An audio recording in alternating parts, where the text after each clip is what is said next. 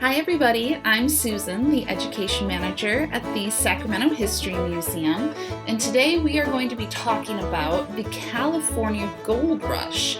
This is a very important topic. It's one we talk about a lot at the museum, and when you get the chance to come to the museum next, you'll be able to come see some of the things that I'm going to show you here, but at least this way we get to see it right now.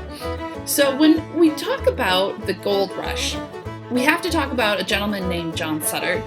John Sutter was from Switzerland originally. He spoke German, and he ended up moving out of Switzerland for a lot of different reasons. He kind of owed people some money, couldn't pay them back, so he kind of left. And he moved to the east coast of the United States first, traveled on the Oregon Trail actually to Oregon Territory, and he got into debt in Oregon, so he moved again. This time he left by ship. He actually sailed to the Sandwich Islands, which, if you don't know where they are, perhaps you have heard of Hawaii, but at the time they were called the Sandwich Islands, which is kind of fun. And he took this really long roundabout way. He went from Hawaii to Alaska, and he ended up back in California eventually. He landed, ended up in Monterey. He got a land grant from the Governor Alvarado in Monterey, and he had to become a Mexican citizen at this time because California, at the time, this was before the gold rush, this is in the 1830s, California was actually owned by Mexico. It wasn't a state at all. And so in order to live there and own land in California, you had to be a Mexican citizen. So he ended up getting a huge mass of land, about 49,000 acres, which is crazy big. And he called his land New Helvetia, which means New Switzerland, because that was where he was from. And he ended up building Sutter's Fort. Perhaps you've been there. And Sutter's Fort is right in downtown Sacramento, so if you have been there, you know some of this history already. But we're going to talk a little bit about the other adventures that he did. So he actually had a mill, and it was called Sutter's Mill. It's in Coloma, California, so not too far. You can see here where Sacramento is compared to where Sutter's Mill is. It's right up the American River. You can see where all the rivers meet and where the mill itself is. So he needed the mill in order to make a little bit more money, because he needed to be able to chop wood and to make wood into buildings and whatnot. But he was living in Sacramento, and you can see on this map here, Sutter's Mill isn't actually that close, especially not back then when you are traveling by horse or by walking. James Marshall was a carpenter by trade, and he helped build Sutter's Mill, and he ran it too, so he was a pretty important person. Now, we actually have a video of what Sutter's Mill looked like, because we have a small one at the museum. So take a second if you could and go check that out. This picture here is a picture of what it looked like eventually. It's a little bit worn down, so, but it is a historic picture. It is where everything happened. So James Marshall was at Sutter's Mill. He was an employee of John Sutter, and one day he was at the river and he was clearing debris away, and he discovered something kind of shiny in the water. Perhaps you know what I'm about to say. Yes, he was the one who discovered gold on January 24th, 1848. So it was actually a winter day. He was in the water. You can imagine how cold it probably was. And so what do you think he did?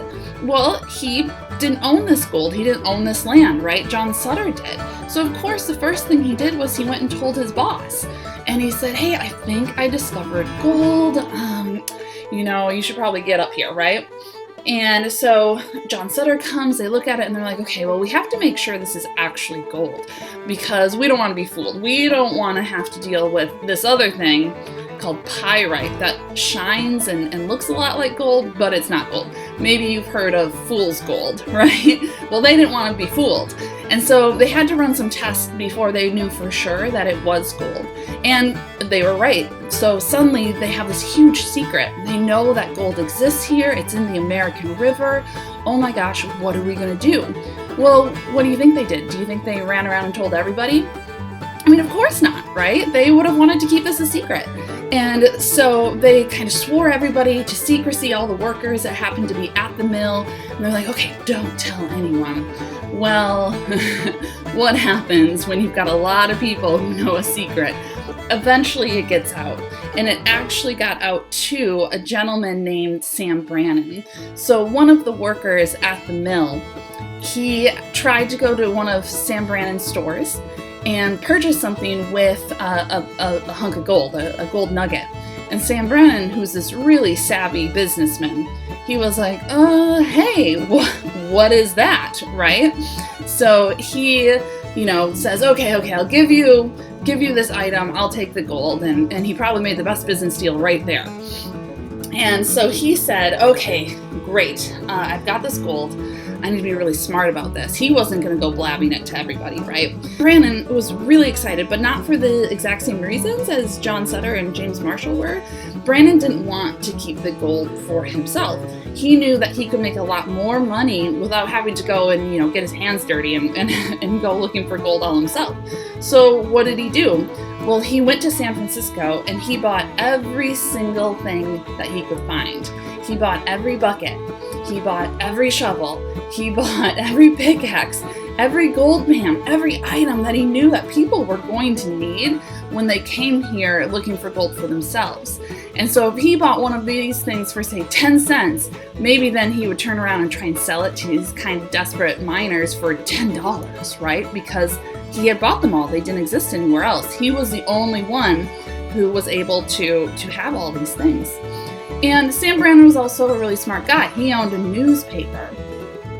And so what he did after he had bought all these supplies was he went running, or at least the legend has it, that he went running up and down the streets of San Francisco, waving that hunk of gold above his head and yelling at the top of his lungs, "Gold, gold, gold in the American River." So word got out, but it got out how he wanted it to. Now, here's the thing about the word getting out. It takes a long time back then because people didn't just have a telephone that they could pick up and say, hey, did you hear? There's gold in the American River. Get out here, right? And then once they did hear about it, they couldn't just hop on a plane and go to San Francisco or Sacramento and look for gold. No, it took a lot of time and a lot of travel to get there. First, people would have to hear about it. And the way that people heard about things back then was usually by newspaper. And remember, Sam Brannan owned a newspaper. He's a smart guy, right? So that's how people would learn about it. It would be printed in the newspaper, published, and then all the world would learn about it. Now, in the museum, we have a Washington hand press, which is the top picture there. And we also have a jobbing press, which is the bottom one, as examples of printing presses at the time. It's this totally different art form. People couldn't just type it into their computer and print it out and then hand it around all the cities. It didn't work like that. It took a lot more time. Now, we also have a video of one of our printers showing you how these printing presses worked. So feel free to take a look at those as well. It's really quite cool. Of course, when the museum is open, please come and see it in person. So we just learned that gold was discovered in 1848. In fact, it was discovered in January 1848, so really early on in the year. And yet we call people who came out to California to find gold, we call them the 49ers. Perhaps you've heard of a team nearby that is called the 49ers, and that's how they got their name, because all these people came out in 1849 looking for gold. But we know that gold was discovered the year before in 48, so why aren't they called the 48ers? Well, if you've been following along in some of the other videos we've been doing, you know that it just takes a long time to travel back then. They didn't have the highways and the cars and the trains and the planes that we have today. So they had to decide a couple of options on how to get to California in the first place, whether it's over land, right, or over by sea.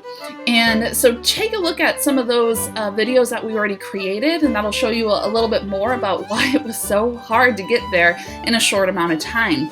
Even though people wanted to get here as fast as possible because they wanted to be the first people there. You want to be the first ones to look for gold, of course. So they're called the 49ers because it took a while for the word to get out. Even with newspapers, it just takes some time. And then it took a while for people to travel as well.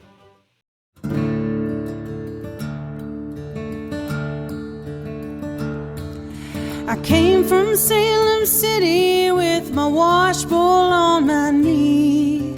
I'm going to California, the gold dust for to see. It seemed all night the day I left, the weather it was dry. The sun so hot I froze to death, oh brothers don't you cry. Oh California, that's the land for me. I'm going to Sacramento with a wash bowl on my knee. And life in Sacramento was really different back then. Sacramento was a town, but not as we know it today. Sacramento looked a lot different. It had very few people in it, and for the most part they were living in tents. They weren't living in houses or buildings at all. There was only maybe a couple of buildings, at least in that first year or two, until more and more and thousands of people started coming to live here. Now remember though, Sacramento actually isn't where the gold was found. It was found in the American River. So even though Sacramento has the American River in its city, people still had to travel. They would arrive in Sacramento and be kind of the last city that they would be in before they went out to the gold fields and to the gold mines. So this is where they would buy all of their supplies, anything that they think they might need, their food, right? Before they had to go out and look for gold themselves. And it became this really interesting place to be. Sometimes the captains of ships that would arrive here in Sacramento, they and their crew would just abandon the ship in the river and go look for gold themselves, thinking that that was a much more profitable thing to do. And remember, the people who came here, they were probably young men and they were single. There wasn't a lot of women back then, and there was very, very few children. So like I said, Sacramento just looked a lot different. Soon though, thousands of people started coming into Sacramento, and that's really why Sacramento became the city that it is today, because of the gold rush. This is really when all these people came in. They say that throughout the gold rush, 300,000 people, maybe more, came through Sacramento looking to get rich quick. Now, this wasn't so easy though. Getting rich quick is never as easy as you think it's going to be. A lot of the people that came to California to find gold and to mine for gold had never done this before in their lives. And so they show up here and they buy all of these really overpriced items that Sam Brannan is selling them. Sam Brannan, by the way, became the first California millionaire, and he never went looking for gold. He just mined the miners. He made sure that the miners had nowhere else to buy their things, and he sold it to them for a very high price. And was this an easy thing to just start doing? No, of course not. It took a lot of hard work, and very, very few people actually got rich from gold. It's a lot like if you were to try and win the lottery today. It's just your chances are so low. So there's two different ways though that you could mine. The first is kind of the way that James Marshall actually found the gold. It's called placer mining. Perhaps you've heard of Placerville. It's where it gets its name. So placer mining, or river mining, is when you go to the river, to the riverbed, and you scoop up a lot of the sand or the soil around it, and you can use your gold pan to kind of sift through and look for gold nuggets. You can use one of these rockers that you see in these pictures here. You've got the gentleman on the right using his own little rocker there, where you pour in water and sand and you kind of wash out all the sediment that isn't gold, leaving the heavy gold behind. Or you could use, like the people on the right, a much bigger type of this, where you put in all of the sand, the sediment, and then you wash it away, but you're working together, right? And so you would have to, whatever you find, split it between 4 people as opposed to between yourself, like this other gentleman is doing. And placer gold actually looked a lot like what's in the picture here. Because it's with water, the water's been running over it for years and years, and it makes it really smooth. It makes it kind of pebble-like. They kind of look like rocks, right? And that's very different than the other type of mining. Now, you could be doing this all day for 8 hours, for 10 hours, for 16 hours, and there's no guarantee that you're going to find anything. And if you do, you might not find a lot, or you'll have to share it with all of these people, right, that has been helping you to work and find the gold in the first place. So with hydraulic mining, you would actually use these water cannons that would spurt out this really high pressure water and just kind of erode away all of the mountainside and then reveal the hard rock beneath it, or where you think you're going to find the gold veins.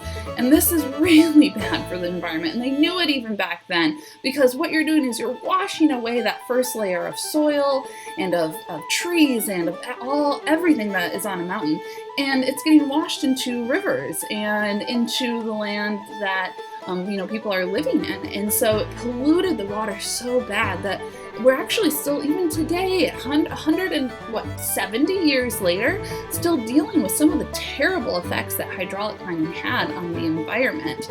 But you would find veins of gold in the rock, and you would find your hard rock mining. So that's what that picture is on the left over here. You remember the placer gold looked a lot more like pebbles, it was a lot smoother. Hard rock mining, the gold is usually found in another rock like quartz. That's what this picture is of. It's got the gold coming out of the quartz. This was really hard work. You could be in these mines all day long, and again, you're hundreds of feet below ground. This is tough work. And they didn't have electricity like we would have today, so you're hundreds of feet below ground, it's pitch black, and all you have are like candles. So you can imagine how hard it would be and how kind of scary maybe it would be, but also how determined these people were to find gold because of this. And that's really what Sacramento's all about, that determination, that spirit that brought people here in the first place. Sacramento went through a lot of problems in its first few years of becoming a city. It had sickness, and it had flood, and it had fire, and it had all these things that people had to overcome and have this great spirit and this great courage in order to survive and to live through. And it created this indomitable spirit. In fact, one of the city's nicknames is the Indomitable City, because that's what Sacramento's all about. That's the spirit of the people, is overcoming these challenges and these things that happen, that you rise to the occasion, you work together, and you make it into something even greater. Because obviously, even though people back then came here for the gold rush, they stayed for something else. Most of them didn't get rich because of the gold rush. There was something else in this land and in this area that they found and that they wanted to stay for. And that's truly the spirit of the city. Thank you everybody for tuning in this week for our Gold Rush program. Again, I'm Susan, and we hope to see you really soon.